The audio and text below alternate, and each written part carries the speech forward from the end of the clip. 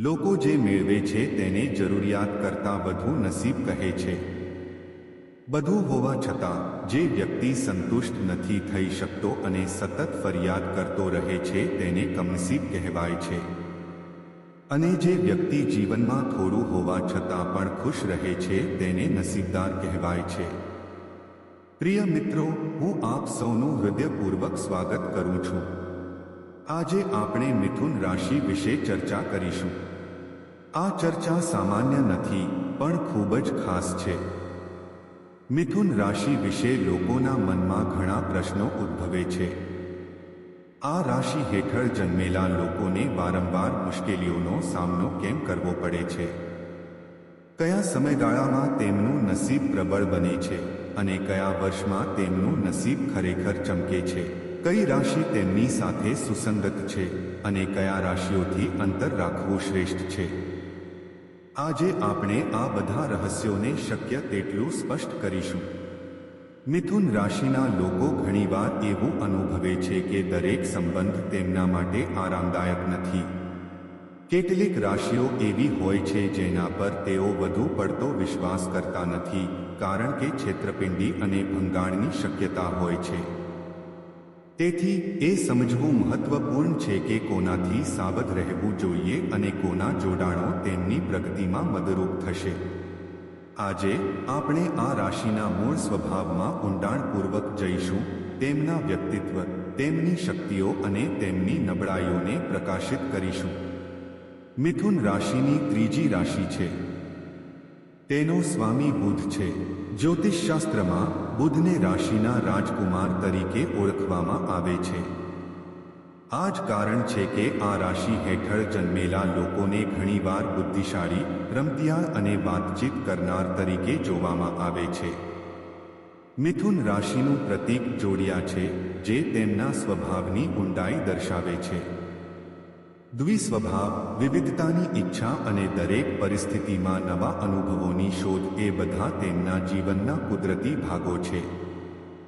તેથી આજની ચર્ચા મિથુન રાશિના તમામ પાસાઓ પર ધ્યાન કેન્દ્રિત કરશે જે દરેક વ્યક્તિએ જાણવું જોઈએ.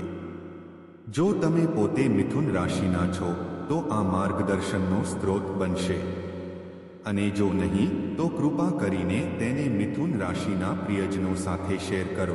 પ્રથમ એ સમજવું મહત્વપૂર્ણ છે કે મિથુન રાશિના લોકો અત્યંત સ્વભાવગત હોય છે. હળવાશ અને રસ સાથે જીવન જીવવું તેમના સ્વભાવમાં સહજ છે.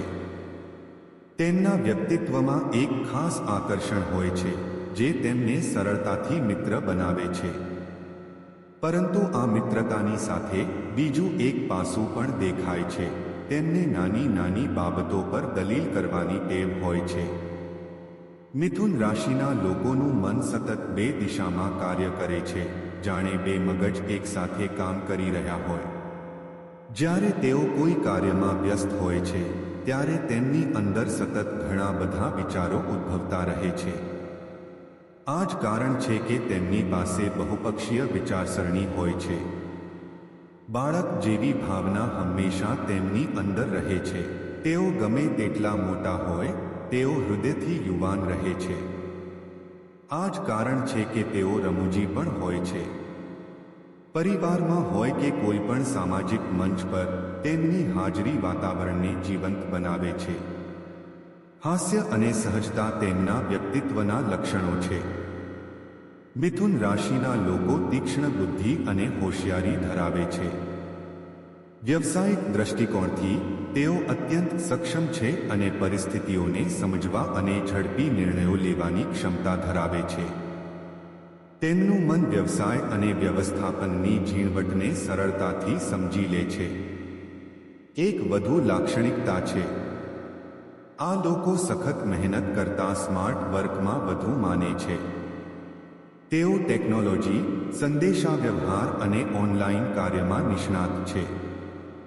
ટેકનોલોજી, સંદેશાવ્યવહાર અને ઓનલાઈન કાર્ય પર તેમનો કબજો ઘણીવાર શ્રેષ્ઠ માનવામાં આવે છે. તેમની બુદ્ધિ અને રમતિયાળતાને કારણે તેઓ કોઈ પણ કાર્યને નવી અને સરળ રીતે પૂર્ણ કરવામાં સફળ થાય છે.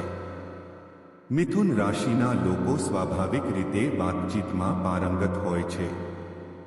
તેમની વાણી સરળ અને મીઠી હોય છે અને તેમની સાંભળવાની કુશળતા પણ એટલી જ ઊંડી હોય છે. ઝડપી બુદ્ધિ અને ચપળતા તેમના વ્યક્તિત્વના લક્ષણો છે.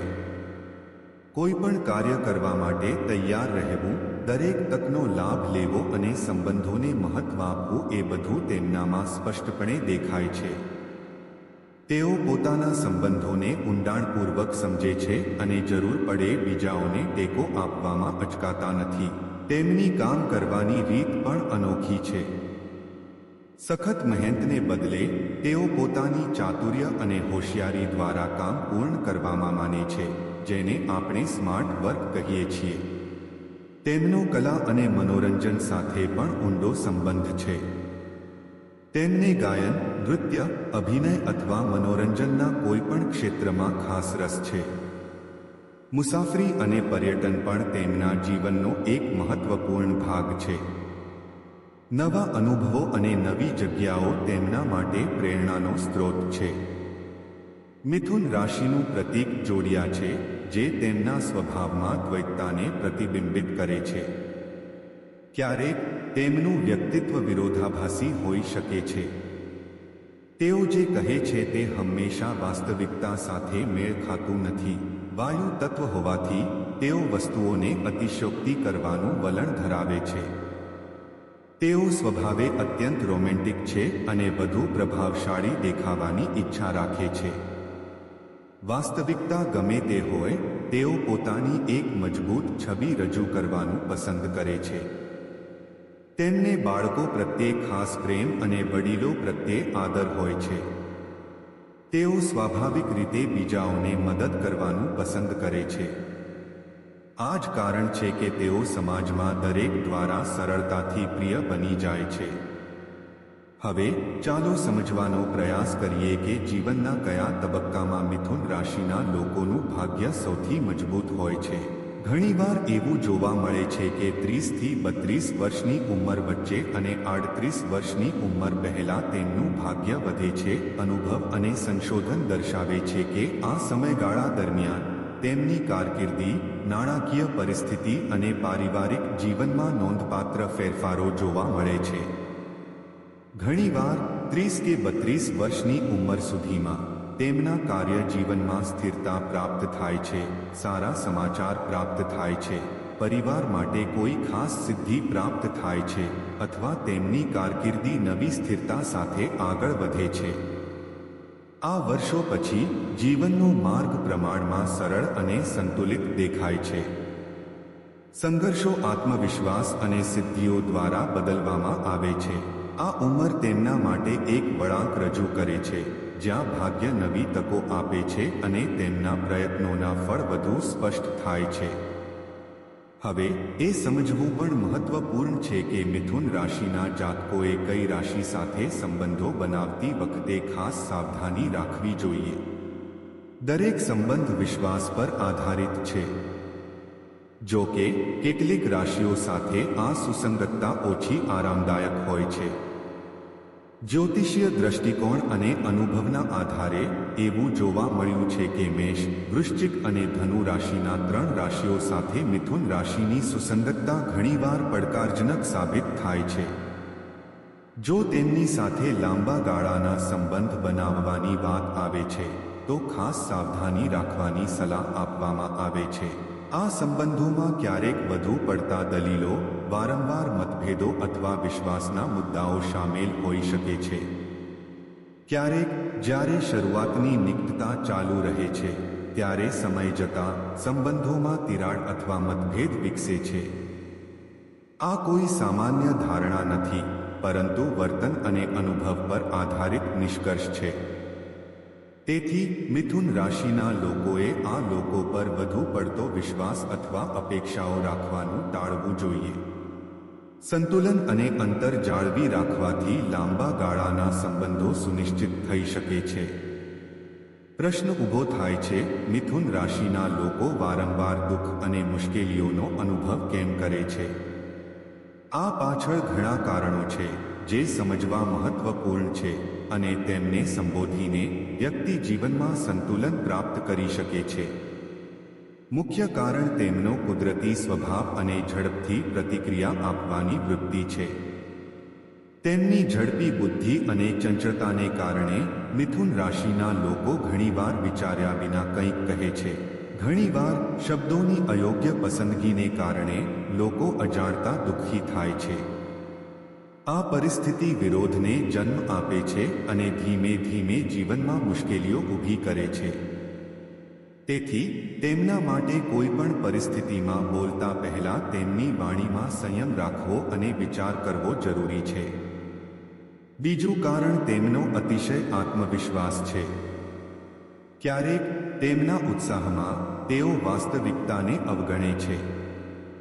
તેઓ એવા કાર્યો ઝડપથી પૂર્ણ કરવાનો સંકલ્પ કરે છે જેમાં સમય અને ધીરજની જરૂર હોય છે. જ્યારે અપેક્ષાઓ પૂર્ણ થતી નથી ત્યારે તેઓ પોતે જ નિરાશા અને ઉદાસીનું કારણ બને છે. આ બે વૃત્તિઓને નિયંત્રિત કરીને જ તેઓ તેમના જીવનમાં સંતુલન અને શાંતિનો માર્ગ મોકળો કરી શકે છે. સમજદાર વાણી અને ધીરજવાન કાર્ય તેમના માટે સફળતા અને ખુશીનું સૌથી મોટું સાધન છે. મિથુન રાશિના જીવનમાં મુશ્કેલીઓ લાવતું બીજું એક પરિબળ તેમનું ચંચળ મન છે. તેમના માટે લાંબા સમય સુધી એક વિષય પર ધ્યાન કેન્દ્રિત કરવું સરળ નથી.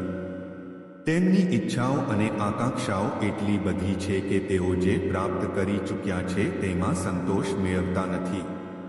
તેમનું મન તરત જ બીજી નવી દિશામાં આગળ વધે છે.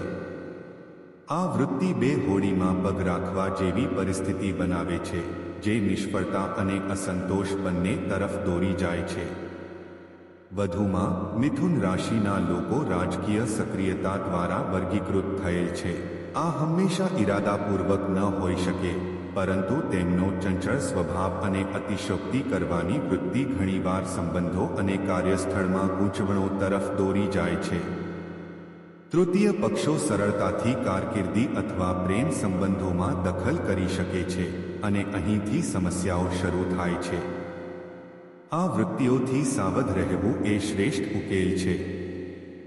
વાણીમાં સંતોષ અને સંતુલનની ભાવના તેમને જીવનના દુઃખોથી મુક્ત કરી શકે છે. જો તમને વિડીયો ગમ્યો હોય તો કૃપા કરીને ચેનલને સબસ્ક્રાઇબ કરો, વિડીયોને લાઇક અને શેર કરો અને ટિપ્પણીઓમાં હર હર મહાદેવ લખો. આભાર.